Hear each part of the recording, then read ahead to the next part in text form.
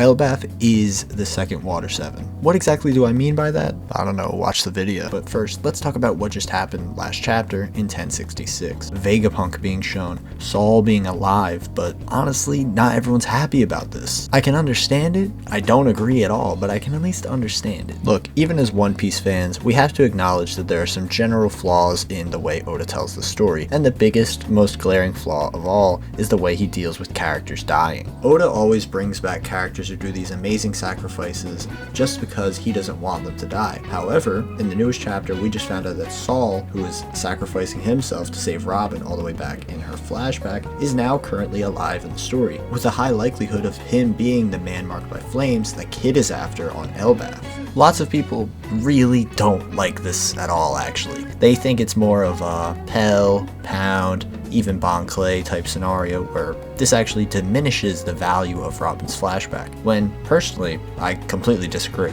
Saul's return actually is going to push the narrative forward, unlike the previously mentioned Pell and Pound. It's not like Pound, who came back out of nowhere after sacrificing himself, or Pell, who came back after blowing himself up like it was just nothing. But we're not talking about the ramifications of characters dying in the story just yet. Oh look, Pell! Speaking of blowing up, I decided to make a sub goal, 10,000 subs and I get a One Piece tattoo. If you're interested, subscribe, let's get into this. So now that we've got the gist that Saul is going to be incredibly important to Elbaf, that means that Robin is also going to be incredibly important to Elbaf. Robin, being the focal point of the Water 7 saga, clearly is important in that arc as well. But when we think about the other characters who are important in the Water 7 arc, there's only one that comes to mind right after Robin.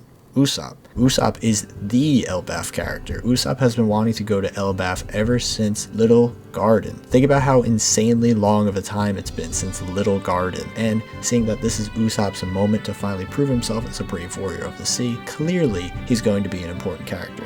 And it's a really cool parallel from his time in Water 7. In Water 7, Usopp was at his lowest, not thinking that he actually belonged with the Straw Hats anymore and feeling dispensable.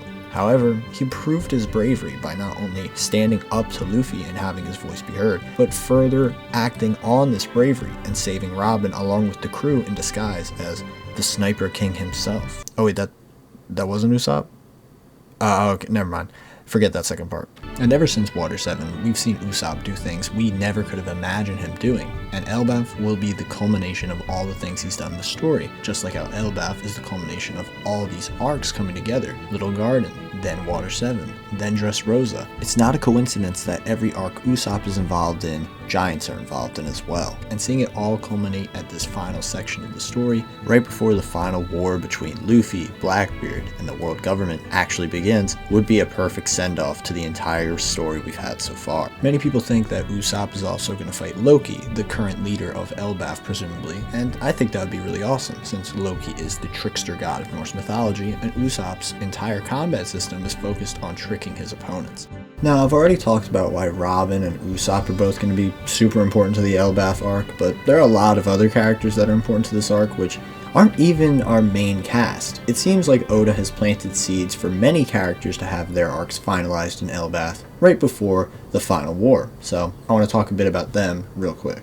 Now, like I said earlier, a lot of people aren't happy about Saul coming back in the story at all. They think it's kind of contrived, it ruins the legacy of Robin's flashback, but like I said earlier, I completely disagree. And now I want to talk about the symbolism behind Saul's flashback and how this is going to play an essential role in what's happening on Laugh Tale after this arc. First, let's talk about laughs and the symbolism of laughter in the story. So many characters of One Piece have these absolutely insane laughs, and I feel as though this was super integral before the reveal that Laugh Tale is actually called Laugh Tale. Robin's flashback is a huge, amazing scene where Saul teaches Robin how to laugh. I love that scene. It hurts every time I watch it. And seeing that we're really close to the now named Laugh Tale, I'm certain we're going to learn the true importance of laughter in the One Piece world, hopefully leading to something possibly related to the Void Century due to all the stuff that Saul knows about from Ohara. It would be really cool to see this character who taught one of our main leads about laughter and the importance of it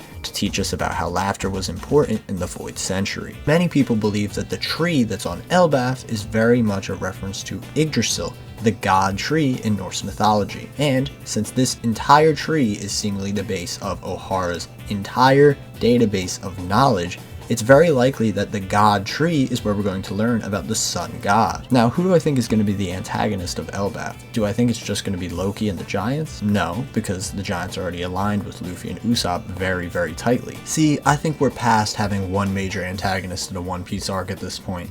We just got Big Mom and Kaido in the last arc, and seeing that this is the prelude to the end of the entire series, I think we're going to have many antagonists in just this one arc. The Marines, led by now Fleet Admiral Akainu, yes, Akainu does something, and Blackbeard, a pirate who's been known to be very fascinated by the history of the world, and is also determined to get to the One Piece as much as Luffy. Akainu might feel even ashamed of himself that he wasn't able to stop this information from getting out all these years ago, and feel like it's his duty to finish what he started. And this could finally be the moment that Blackbeard shows his third devil fruit, the Cerberus fruit. Now, I believe this for two reasons. One, it parallels Akainu's own Hellhound ability, and two, it is a reference to Fenrir, who is very important to Ragnarok. And with the world government and Blackbeard and the Straw Hats all fighting at the exact same place, there's no doubt in my mind that things could get even crazier. Could Shanks be involved in the arc? He's known as the Big Boss. He rides on a Viking-looking ship. It's highly, highly likely that Shanks is going to be involved in this arc, and this could possibly be where Shanks and Blackbeard finally face off with one another. Big Mom is very likely to show up once again in this arc as well. I think that it's essential to have a character like Big Mom in an absolute hellscape like Ragnarok, especially so since she has named some of her homies after gods themselves. This thematic connection to gods is in her character, and she has an inherent connection to Elbaf from her flashback. And that's not even the end of it. Like I said, Kid is going to be in this arc as well, which could also lead to a Kid and Shanks conflict, as well as a Shanks-Blackbeard conflict. And because Elbaf is the home of Hyrudine, one of the members of the Straw Hat Grand Fleet, that could lead to even more conflicts since Shanks is currently after Bartolomeo. There are so many options that can happen with Elbaf, leading to this absolutely chaotic frenzy, creating a battle that truly lives up to the name Ragnarok. So when I describe all this endgame war stuff with all these characters coming together, how is this not Enies Lobby? Well, there's one simple reason. Water 7 is setup. Elbaf is setup to discover the truths of the world. In Water 7, we discover a lot. We discover that Robin has been captured. We discover CP9. But in Enies Lobby, that's when we discover the world government is actually a horrible evil that's been plaguing the world for generations. Now, Elbaf, we're going to see a lot of crazy stuff. But right after, when we find the One Piece and discover the truths of the world, that is when we will realize the major bombshells that Oda's been laying for us for years and years, and finally get a lot of great conclusions coming really soon. I don't really know what just happened with the audio right there, but it sounded like Emu's weird, spaceship thing was about to come and kill me. The vibration was crazy. However, there are some conclusions that I think we're absolutely going to get in this arc. For example, how exactly are the Giants giant?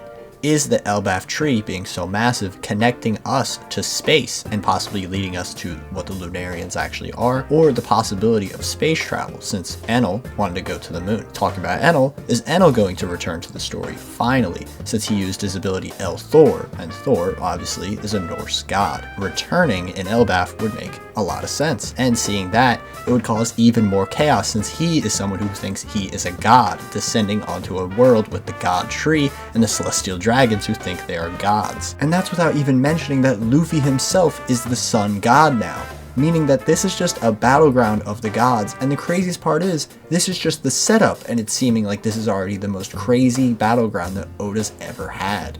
Now, there are some questions I think we're going to get answers to pretty soon, or in this arc right now in Vegapunk's lab, but some other things about them could be revealed in Elbaf. For example, I think we might learn what devil fruits are, but is it possible that the devil fruits originated from the tree on Elbaf? The tree is so immense, I can't imagine it not producing anything ever. Perhaps the tree has some magical quality, or maybe the geology of Elbaf itself is unique in some way, just like how Onigashima was unique as well. Speaking of Onigashima, that island had a massive ancient giant skull on it. Possibly that could lead to us getting some information on that island in relation to Elbaf, what it was originally named, and possibly some info on the ancient giants in relation to Elbaf.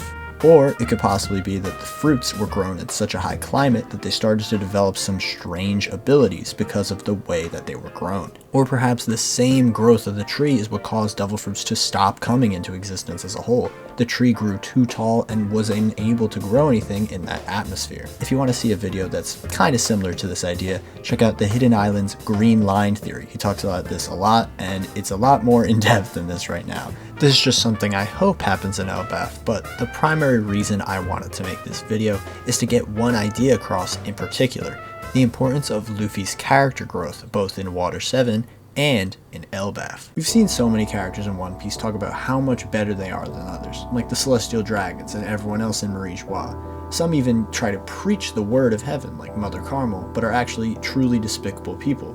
However, the only character that I've ever seen in One Piece talk about hell in a positive light is our main character, Monkey D. Luffy. So this had me thinking, is there any interesting connections I can make between Luffy and anything in the underworld in Norse mythology? And you won't believe what I found. In Norse mythology, there's a very important figure in the underworld simply named Hel. And the most defining feature of Hel is the way that she is sort of in a constant struggle between two wills inside of herself. And I think this is integral to Luffy's character. Something subtle that's been brewing throughout all of this Vegapunk arc so far is that Luffy has been getting a lot more animated with his reactions, and this is something noticeable with most Zoan Devil Fruit users. The more they act like the animal inside of them, the less control they have over themselves as a whole, meaning that Luffy is slowly turning into Sun God Nika and less of Monkey D. Luffy. Sometimes I think we really take for granted how much we know about the cast that the rest of them don't. So this has me thinking, if Luffy finds out that he is a Zoan and a reincarnation of the Sun God Nika, how is he going to feel about it, and what is he going to do to ensure that he's able to stay Monkey D. Luffy first and foremost? Throughout the Water 7 saga, Luffy's struggle was realizing he has to be mature and act like a real captain, while in the Elbaf and rest of the final saga, he's going to have to realize he has to be the more strong-willed person within himself.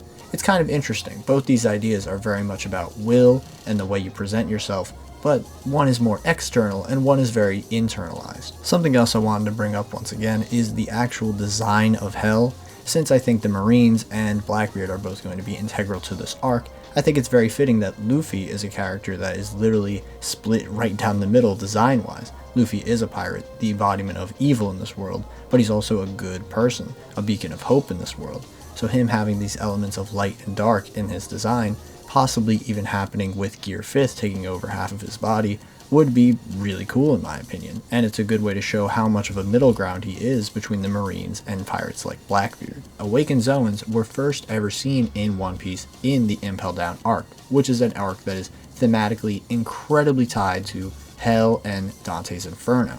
So I thought that was a really cool connective tissue to see that Luffy saying he feels comfortable in Hell is foreshadowing that he is an awakened Zoan the entire time. Pretty cool in my opinion. So with all the connections I've made between Elbaf's plot development and Water 7's plot development, I hope you can understand why I think this will be the second Water 7.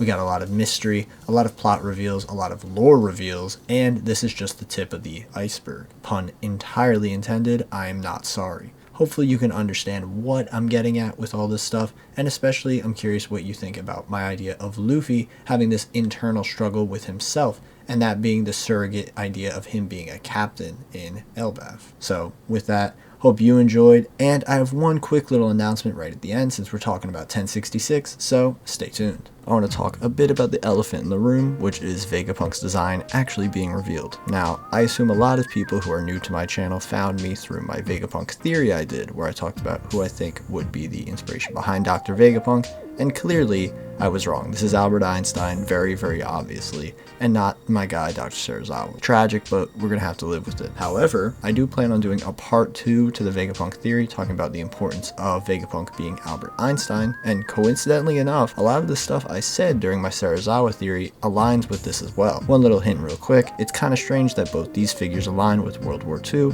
and making weapons of mass destructions for the government. And I'm gonna shout out my guy AZ Fan for supporting the agenda even when all hope seems lost. That's a real one right there. Hope you enjoyed this video. What do you think about Saul returning to the story? And with that, hope you take care and have a good one.